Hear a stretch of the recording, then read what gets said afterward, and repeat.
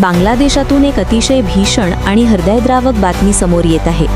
काल 25 मार्च 2024 रोजी संध्याकाळी 5:15 सुमारास दौलतादिया येथील 3 नंबर फेरी घाटावर सौहार्द परिवहनची एक प्रवासी बस अनियंत्रित होऊन थेट पद्मा नदीच्या अथांग पात्रात कोसळली। या बसमध्ये सुमारे 40 प्रवासी प्रवास करत होते।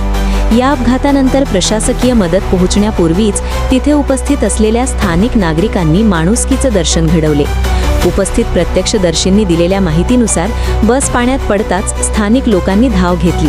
आपल्याकडे जे काही साहित्य उपलब्ध होते त्याद्वारे त्यांनी प्रवाशांना वाचवण्याचा प्रयत्न केला। अनेकांनी स्वतःचे रुमाल, धोतर आणि हातातील कपडे एकमेकांना बांधून त्याचे दोर तयार केले आणि ते पाण्यात टाकून बुडणाऱ्या प्रवाशांना बाहेर काढण्यासाठी शर्थीचे प्रयत्न केले।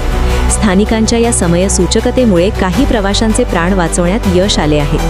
बस फेरीवर चढत असताना चालकाचे नियंत्रण सुटल्याने ही भीषण दुर्घटना घडली। काही क्षणातच 40 प्रवाशांसह ही बस पद्मा नदीच्या खोल पाण्यात गडप झाली।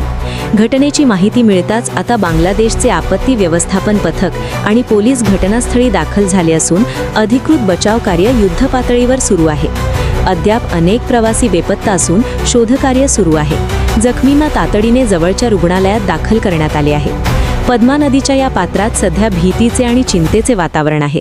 स्थानिक लोकांच्या या धाडसाचे सर्वत्र कौतुक होत असले तरी या अपघाताने पुन्हा एकदा प्रवासी सुरक्षेचा प्रश्न ऐरणीवर आणला आहे। हा अपघात तांत्रिक बिघाडामुळे झाला की मानवी चुकीमुळे याचा तपास प्रशासन करत आहे। या घटनेचे सर्व ताजे अपडेट्स आम्ही तुमच्यापर्यंत पोहोचवत राहू। देश विदेशातील महत्त्वाच्या बातम्यांसाठी पाहत रहा 7 महाराष्ट्राची न्यूज। धन्यवाद।